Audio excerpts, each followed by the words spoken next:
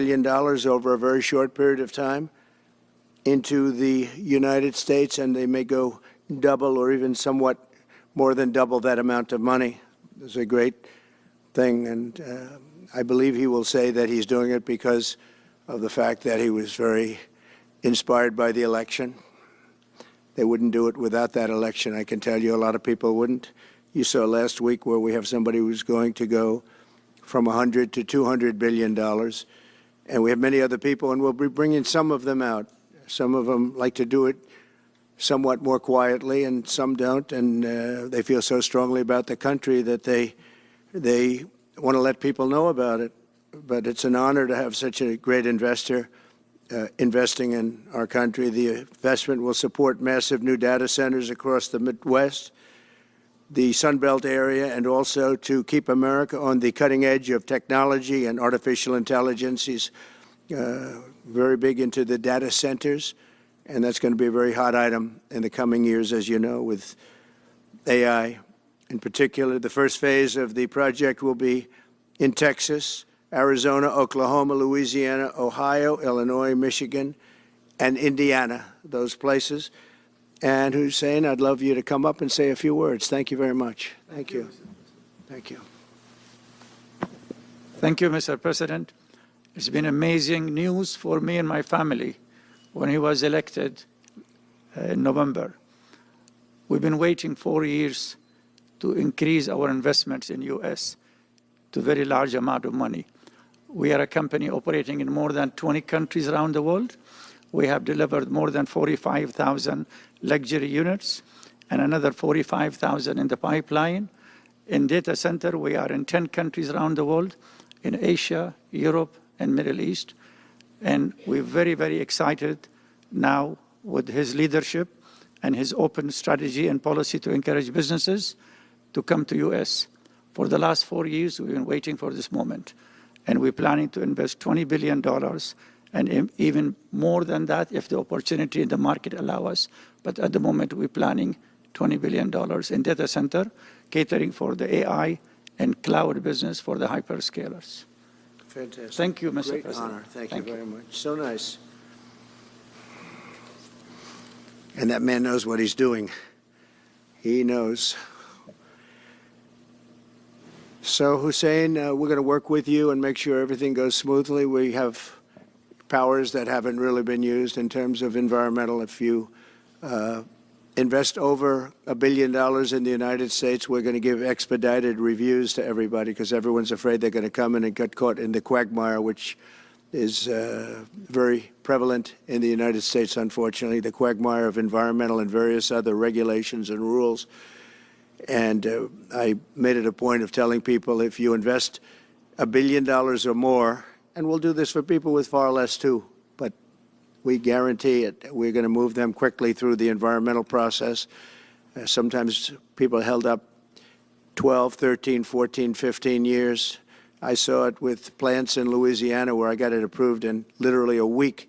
They were through the review in 1 week after spending 14 and a half years trying to get it, and they were going nowhere. It was a terrible thing. So I've been a victim of that myself over the years, and I think I know all the games and all the tricks that are played, and much of it is just done to stop progress. So we're going to be helping you and everybody else that comes to the United States and wants to invest their money, that you don't get tied up for the rest of your life and you can't do anything.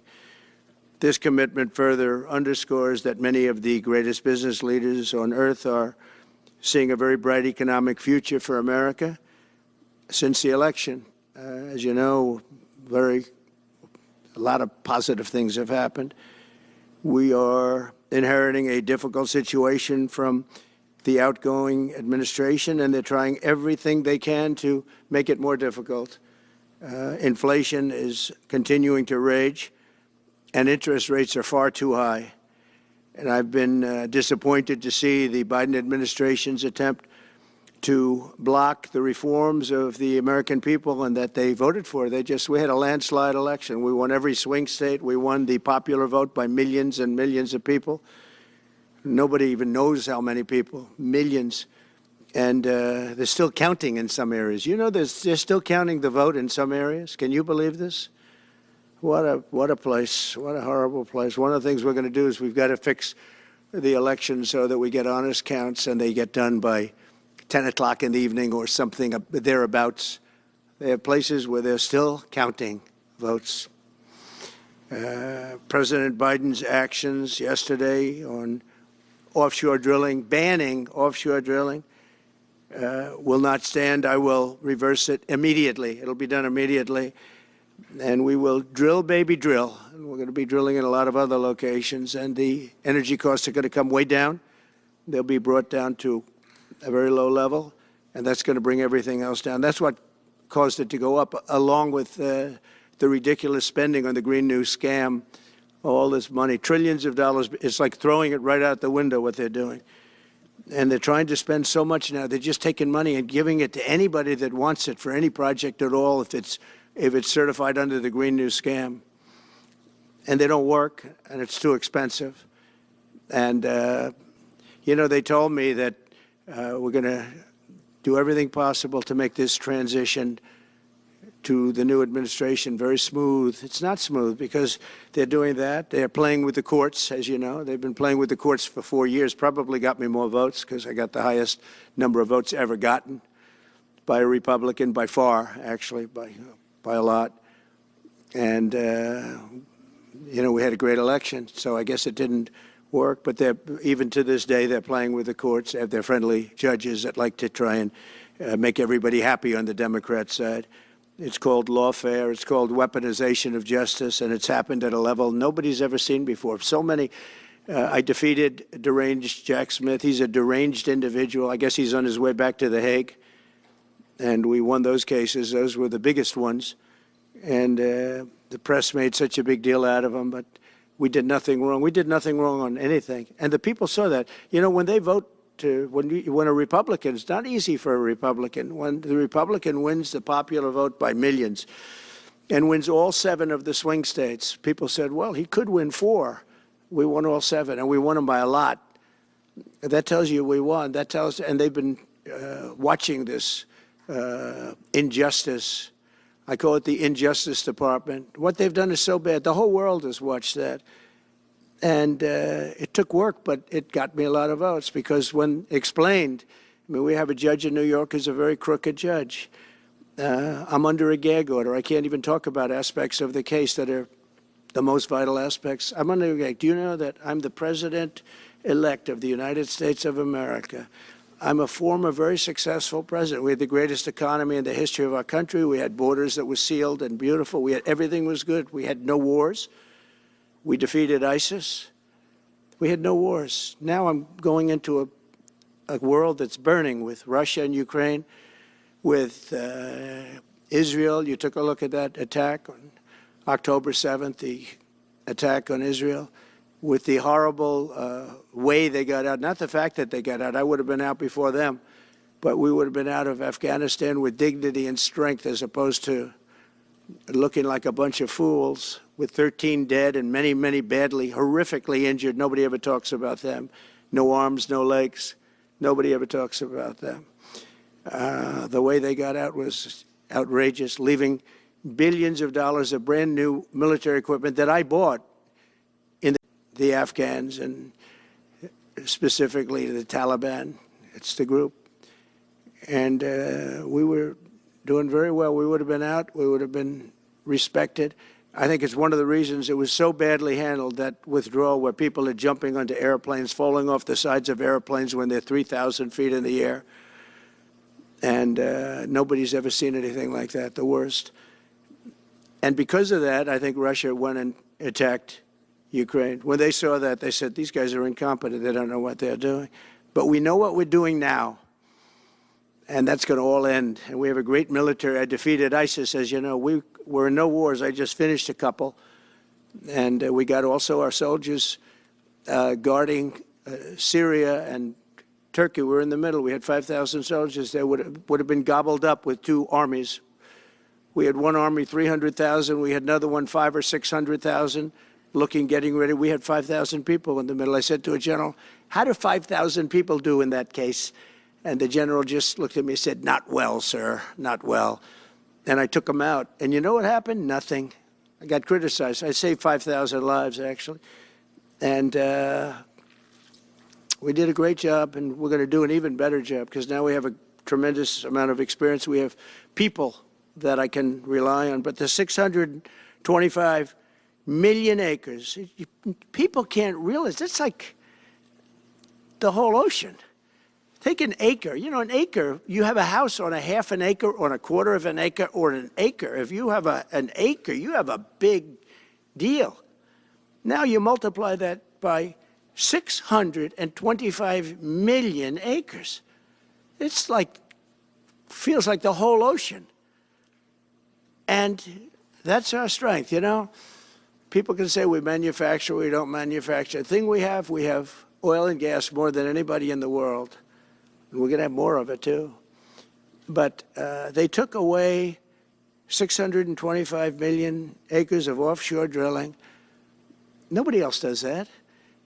And they think they have it, but we'll put it back. I'm going to put it back on day one. I'm going to have it revoked on day one. We'll go immediately if we need to. I don't think we should have to go to the courts. But if we do have to go to the courts, you know, they try to be sneaky. They go in and they sign. Remember, this is a man that said he wants the transition to be smooth. Well, you don't do the kind of things. You don't have a judge working real hard to try and embarrass you. Because I did nothing wrong. By the way, I did nothing, absolutely nothing wrong. If I did something wrong, I wouldn't be standing here right now because I've won all these cases. Nobody's ever won so many cases as I have against the Justice Department. I mean, Jack Smith had cases all over the place. People were being subpoenaed, lives were being ruined. They were spending everything they had, money. We were helping them out. We had to. They were subpoenaing people that had no idea what they were even talking about. That's a sick group of people. And it was all to influence the election. It was all a fight against a political opponent. We've never had that in this country. We have had that in certain countries. We've had that in third-tier countries. We've had that in banana republics, but we've never had that in a place like the United States. I don't even know if it's been on a small level. I'm sure it has been on a small level, but this was the largest level ever. They brought this moron out of The Hague. He's a mean guy. He's a mean, nasty guy. His picture was perfect because you look at his picture, you say, that's a bad guy with his robe, his purple robe. And he executes people. He shouldn't be allowed to execute people because he'll execute everybody. He's a nut job. But we won all of those cases with him. And, I mean, I don't know the judge in Florida, but we had a brilliant judge in Florida that saw right through it. And we won the case. She was a brilliant judge with great courage. You know, the left, as we call them, the radical left, they have a way, they play the ref, and they play it very hard. They play the ref. They go and say horrible things about judges and prosecutors. And some judges and prosecutors say, look, the only way I'm going to get these people off my back is to give victory to them. They're playing the ref. I think it's illegal what they do. It's almost like talking. It's worse than talking to a judge. But the judge in Florida, Judge Cannon, was brilliant and tough, and she didn't stand for it. And I don't know her. And never met her until the case, and I don't believe I said even one word to her. But she was very, very strong and very, very brilliant. And her opinion was so brilliant that they dropped their appeal. They couldn't beat the appeal. So that's what we're up against. So they say we're going to have a smooth transition. All they do is talk. It's all talk. Everything they do is talk. We're going to have a smooth transition. And then they take 625 million acres and they essentially landmark it so you can't ever drill there again. Well, we're going to be drilling soon. We're going to be opening up Anwar. We're going to be doing all sorts of things that nobody ever thought was even possible. But remember and just to get off the subject, because I couldn't believe it when I heard it yesterday, I couldn't believe the size of it. I mean, you put down a map and put this up, it's just massive. And remember that that's worth probably, I mean, I've had estimates, $40 to $50 trillion. That's more than our national debt. Essentially, he's thrown it away. He's thrown it away. He's taken $50 trillion. So if we owe $35 trillion, he's taken $50 trillion of value and thrown it right out the window. We can't do that. Nobody can do that. One other thing he did yesterday, which was in many ways worse, it's hard to believe it can be worse. He wants all gas heaters out of your homes and apartments. He wants them to be replaced by essentially electric heaters. I don't know what it is with electric. This guy loves electric. We're going to be ending the electric car mandate quickly, by the way. This guy loves electric. And we don't have enough electricity. And then we have AI where we need more. And he wants everybody to have an electric heater instead of a gas heater. Gas heater is much less expensive. The heat is much better. It's a much better heat. As the expression goes, you don't itch. Does anybody have a heater where you go and you're scratching? And that's what they want you to have. They don't want you to have gas where you don't have the problems of the electric.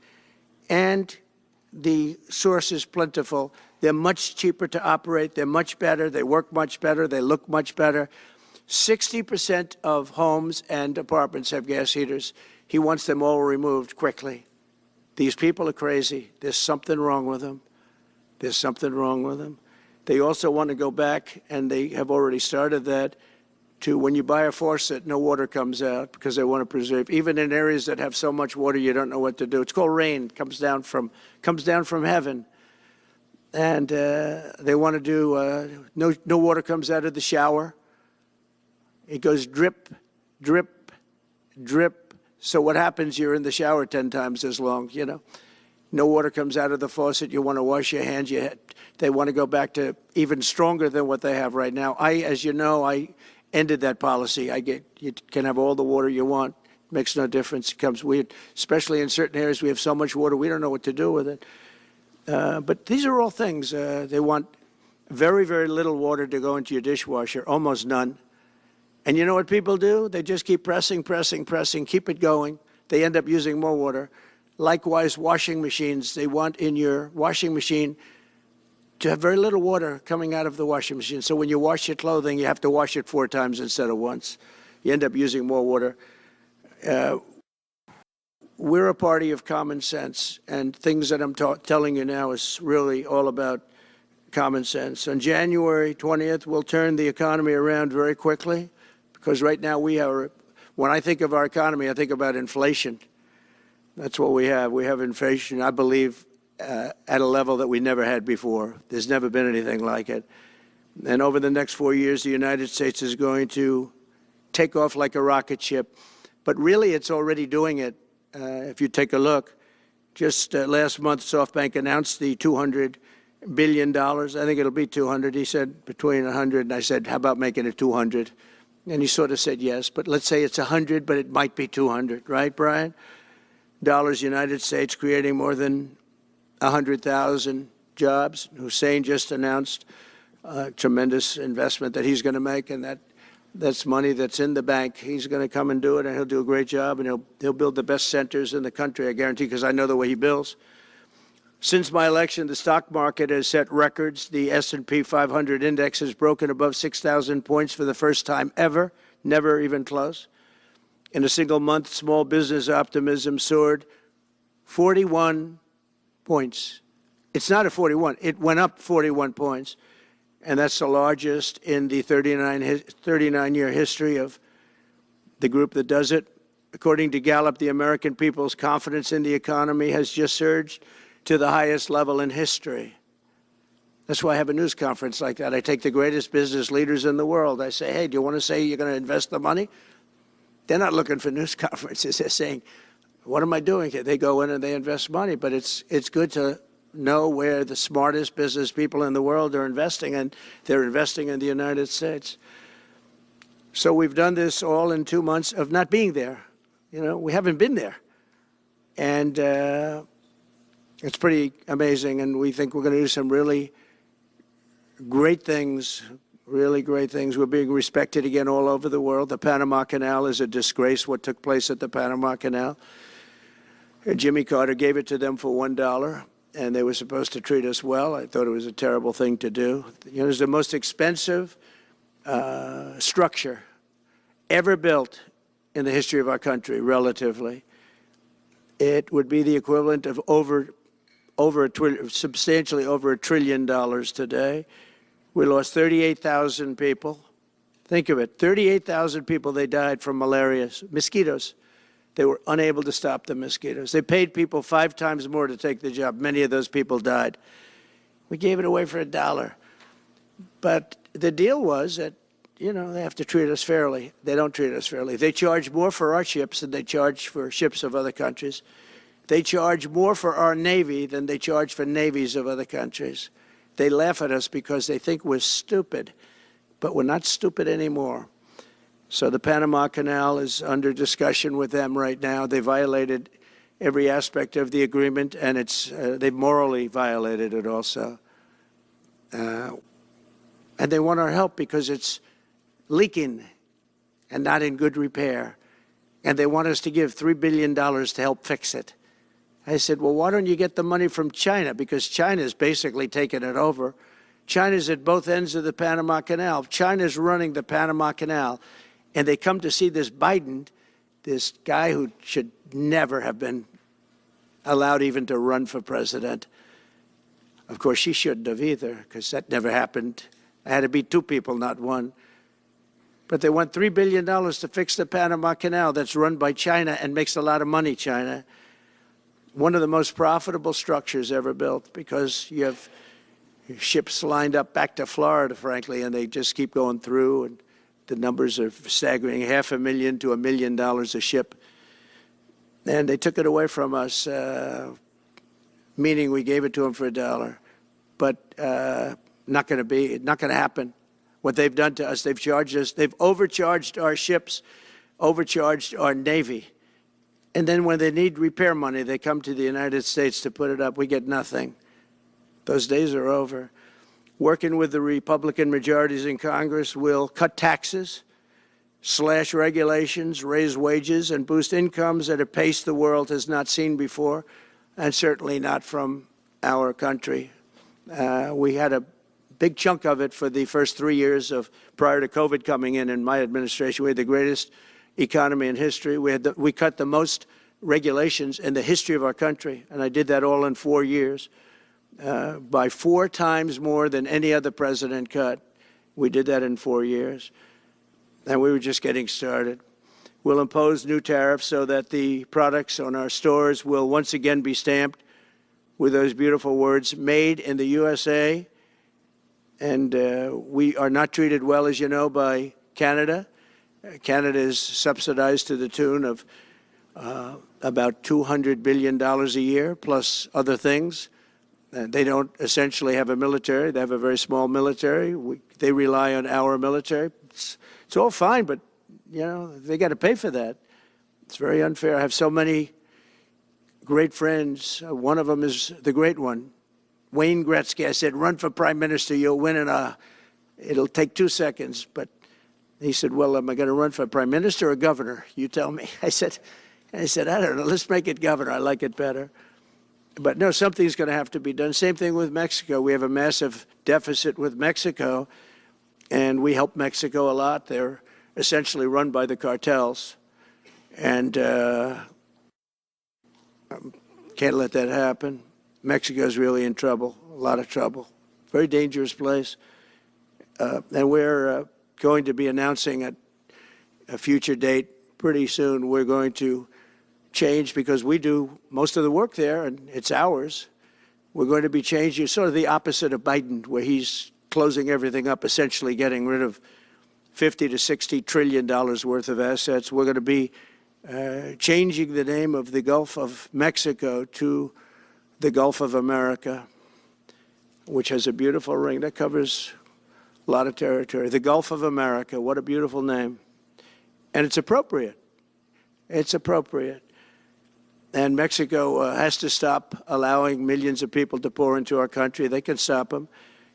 And we're going to put very serious tariffs on Mexico and Canada, because Canada, they come through Canada too. And the drugs that are coming through are at record numbers, record numbers. So we're going to make up for that by putting tariffs on Mexico and Canada, substantial tariffs. And we want to get along with everybody, but, you know, they have to, it takes 2 to tango. We're approaching the dawn of America's golden age. It's going to be a golden age for America. We have things that nobody else has. We have more natural resources. We have, number one, Nobody knew that until I came along. I made us number one. We were number 3. I made us number one in a very short period of time in drilling. And, you know, you can talk about windmills. They litter our country. They're littered all over our country like dropping paper, like dropping garbage in a field. And that's what happens to them, because in a period of time they turn to garbage. Most expensive energy ever. They only work if you get subsidy. The only people that want them are the people that are getting rich off windmills, getting massive subsidies from the U.S. government. And it's the most expensive energy there is. It's many, many times more expensive than clean natural gas.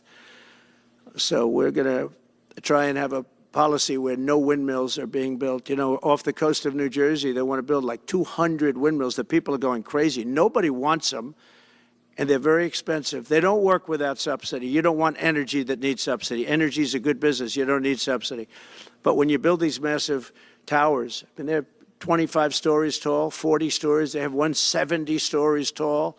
The blades, they take 3 ships to ship them. It's crazy. They're dangerous. You see what's happening up in the Massachusetts area with the whales, where they had 2 whales wash ashore in, I think, a 17-year period. And now they had 14 this season. The windmills are driving the whales crazy, obviously. And they had actually over, I think, 125 or something over a number of years. And we don't want that to happen. It's a disaster. It's amazing the way a true environmentalist would say, oh, we love wind. It sounds good, but that's about where it ends.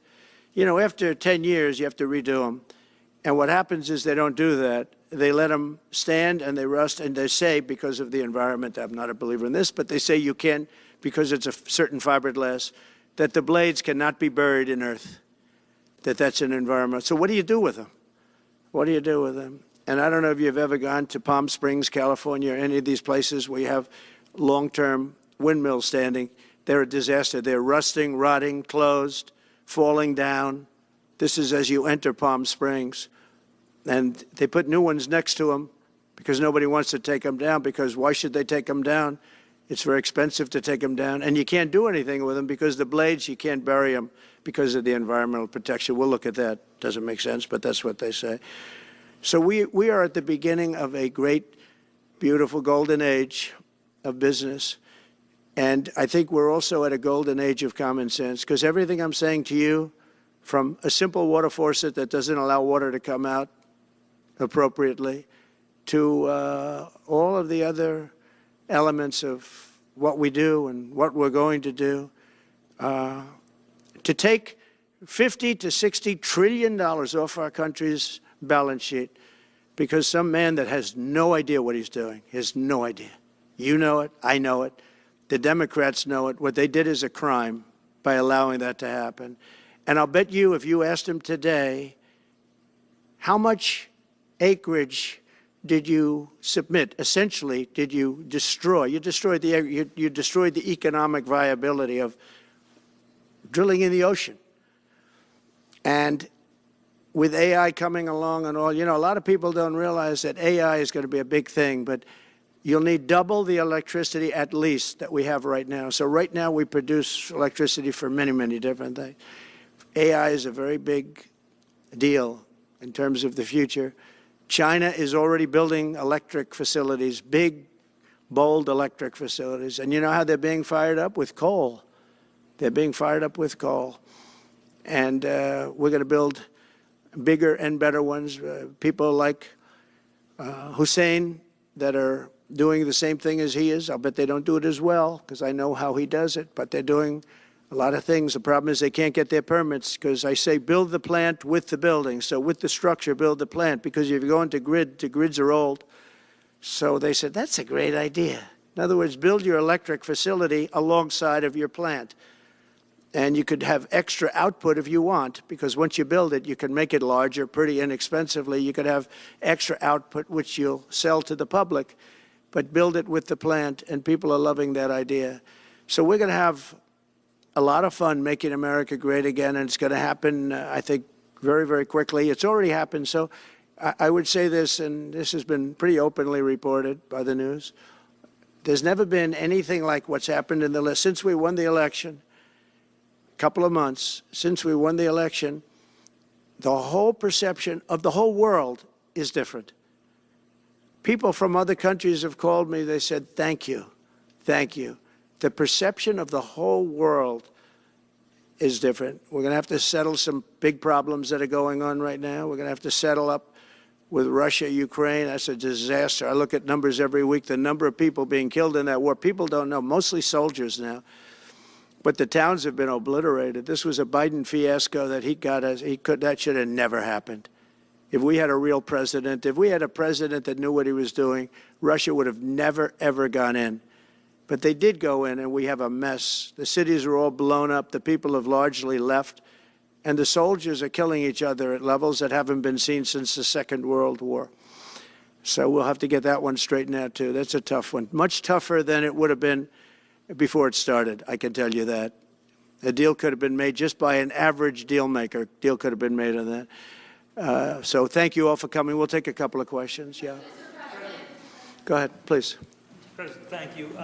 Wanted to touch on the world on fire that you mentioned, but let's start, if we could, with your references to Greenland and the Panama Canal, so forth. Can you assure the world that as you try to get control of these areas, you are not going to use military or economic coercion? No. And can you tell us a little bit about what your plan is?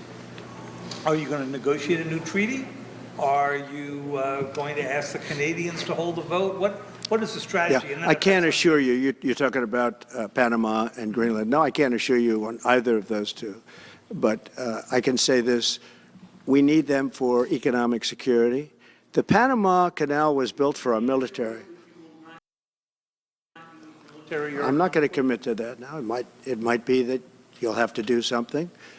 Look, the Panama Canal is vital to our country. It's being operated by China. China. And we gave the Panama Canal to Panama. We didn't give it to China. And they've abused it. They've abused that gift. It should have never been made, by the way. Giving the Panama Canal is why Jimmy Carter lost the election, in my opinion, more so maybe than the hostages. The hostages were a big deal.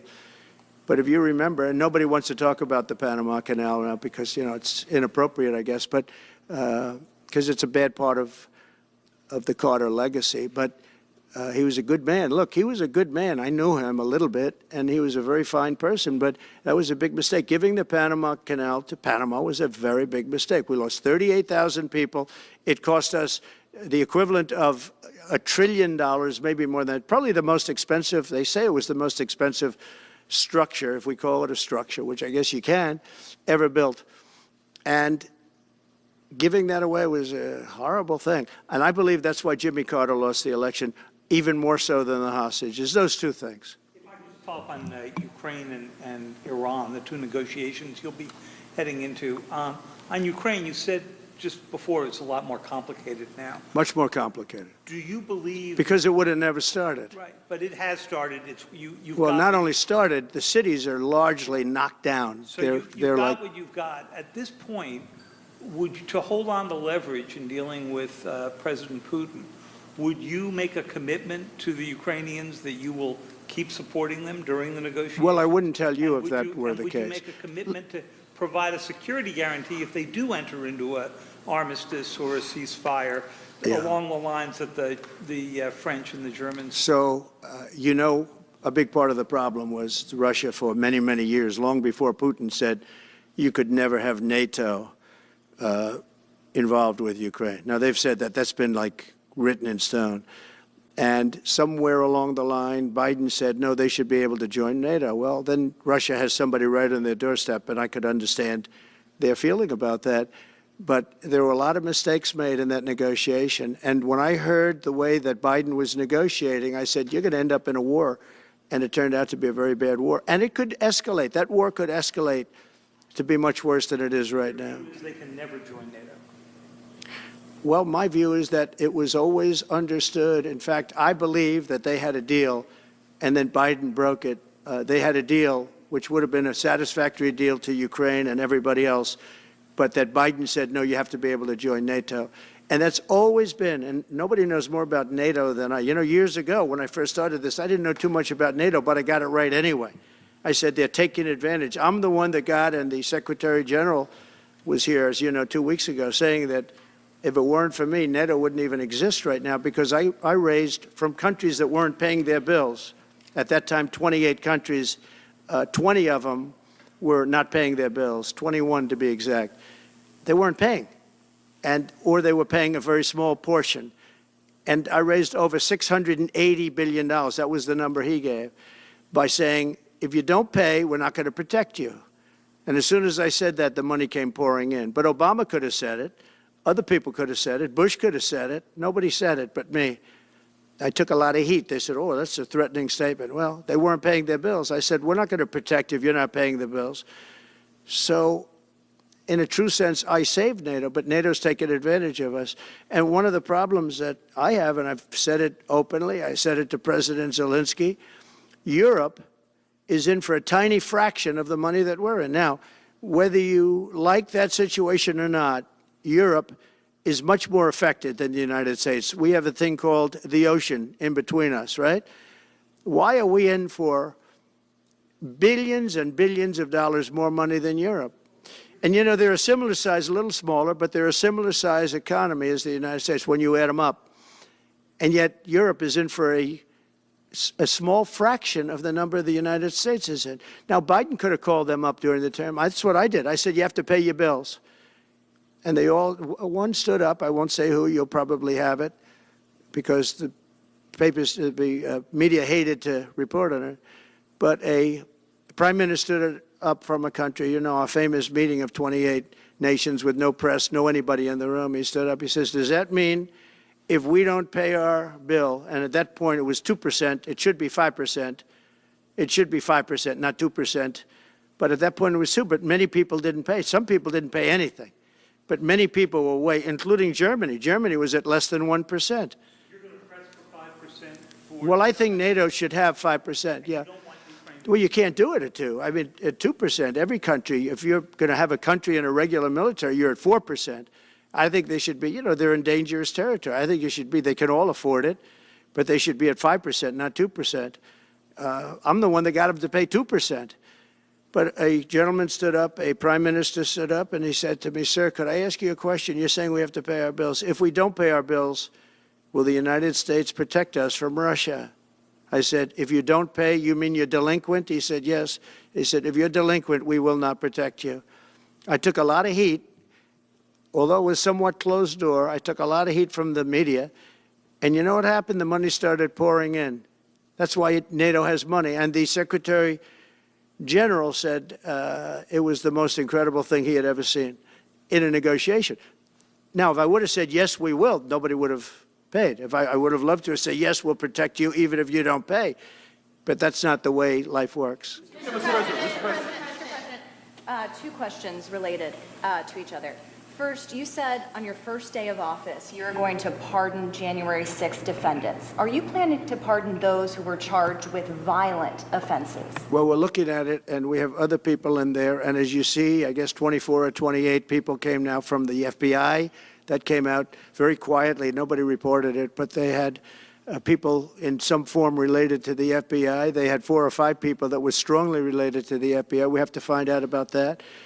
We have to find out about Hezbollah. We have to find out about who exactly was in that whole thing, because people that did some bad things were not prosecuted. You know, I see it all the time, and you see it too. People that were doing some bad things weren't prosecuted, and people that didn't even walk into the building are in jail right now. So we'll be looking at the whole thing, but I'll be making major pardons. Yes, please. Good afternoon, Mr. President. Please. On Jack Smith's report. Good afternoon, Mr. President. It's good to see you again. 2 questions about Syria and the ongoing war in Gaza. About Syria, the Pentagon disclosed last month the U.S. has some 2,000 troops in Syria. That's almost double the number initially we were told of 900. Will you keep that troop capacity the same upon taking? Well, I won't tell you that because that's part of a military strategy, but I will say it was Turkey. Turkey's been after that country in different names and different forms and shapes for 2,000 years. Those people that went in are from Turkey. And President Erdogan is a friend of mine. He's a guy I like, respect. I think he respects me also. He's the one that didn't go after certain people after I requested that he not. You know who I'm talking about? The Kurds. I don't know how long that's going to, because they're natural enemies. They hate each other. But he didn't do that yet. And he didn't do it in the past also. He started, and I said, please don't do that, and he didn't do it. So, but if you look at what happened with Syria, Russia was weakened, Iran was weakened, and he's a very smart guy. And he sent his people in there through different forms and different names, and they went in and they took over, and that's the way it is. I'm sorry, I don't mean to interrupt you. Do you have concerns about HTS taking control of By the way, I Syria? have the envoy here. Is that in the back? It is. Standing with my son, Eric, is Steve Witkoff, who's just got back from the Middle East, and he's done a fantastic job. He's a great deal maker. I said, what we need there is a deal maker, because nobody makes a deal. We have people that understand where the rivers are and where the meets and bounds are, but they can't talk. They can't make deals. Steve's done a great job. I just want to thank you, Steve. You've been working endlessly for months, and he's working specifically on the hostages, trying to get them back. Well, that was my second question is Hamas. Steve, come up for a second. Maybe you might want to say a couple of words. Sir, I didn't- Hamas released another hostage I video. didn't know Steve was going to be here, actually. Neither did I. He's done a fantastic job, and it's a dangerous job, too, and we appreciate it. He didn't know about this kind of danger and the other deal-making he does. Now he sees a lot of big danger. Come on up, Steve. Mr. President, can I ask you a second part of that? Hamas Yeah, released just one another second, hostage please. video. I'm going to give you a little report on the hostages, if I can. Steve? Thank you very much. Thank you, Mr. President. Wow. Well, I think we're making a lot of progress, and I don't want to say too much because I think they're doing a really good job back in Doha. I'm leaving tomorrow back to go to Doha, but I think that we've had some really great progress, and I'm really hopeful that by the inaugural, we'll have some good things to announce on behalf of the President. I actually believe that we're working in tandem in a really good way, but it's the President, his reputation, the things that he has said that are driving this negotiation. And so hopefully it'll all work out and we'll save some lives.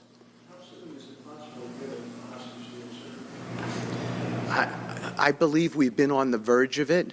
I don't want to discuss sort of what's delayed it. There's no point to be negative in any way. But I think it's the President, his stature, what he said he expects, the red lines he's put out there, that's driving this negotiation. I'm going back probably either this evening or tomorrow night. Are you confident there'll be a deal before January 20th, or is that something that's likely to happen, if there's a deal even at all? And we've been hearing this now for the better part of... I know.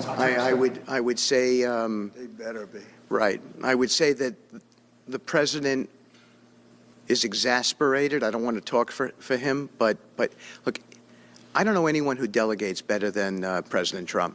He gives us a lot of authority to speak on his behalf, and he exhorts us to speak emphatically. And emphatically means you better do this, because the alternative... Do you think they're waiting for President Trump to take office? No, I think they heard him loud and clear. Better get done by the inaugural. But when you say all hell will Before be paid, I take office. that all hell must be paid if they don't release the You know what that hostages. means, don't you? Well- Do I have to define it for you? Look, No, all I know hell you're not will gonna break out. telegraph If what- those hostages aren't back, I don't want to hurt your negotiation. If they're not back by the time I get into office, all hell will break out in the Middle East. Can you elaborate? And it will not be good for Hamas, and it will not be good, frankly, for anyone. All hell will break out. I don't have to say anymore, but that's what it is. And they should have given them back a long time. They should have never taken them. There should have never been the attack of October 7th. People forget that. But there was, and many people are killed. They're no longer hostages. I have people from Israel and others calling, begging me to get, we had also people there from the United States, just so you know. They're holding some so-called hostages from the U.S. But I've had mothers come to me and fathers crying, can I get the body of their son back? Can I get the body of their daughter back? That beautiful girl where they threw her in the car, pulled her by her ponytail and threw her in the car like she was a sack of potatoes. I said, what happened to her? Sir, she's dead. Like a 19, 20-year-old beautiful girl. And the way they treated her. And I just say it this very simply. Steve's got a job to do. He's a great guy, great negotiator, great person. They respect him over there already. It's what we needed over there. We have people that know everything about the Middle East, but they can't speak properly. They don't know.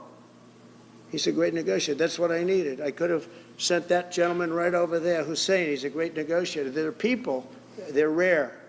Great negotiators are very rare, like a great surgeon. But we have the right person. But I tell this, I don't want to hurt the negotiation. If the deal isn't done before I take office, which is now going to be 2 weeks, all hell will break out in the Middle East. Okay? Thank you, Mr. President. You've done a great job. Thank you. Mr. President, more than 140 police officers were injured by rioters on January 6th. Will you pardon anyone who attacked a police officer? Well, you know, the only one that was killed was a beautiful young lady named Ashley Babbitt. She was killed, and there was actually somebody else that was killed, also a MAGA person, but people don't give it 100% credibility. I'm going to find out about it, and we're going to find out. But Ashley Babbitt was killed. She was shot. Should have never been shot. She was shot for no reason whatsoever.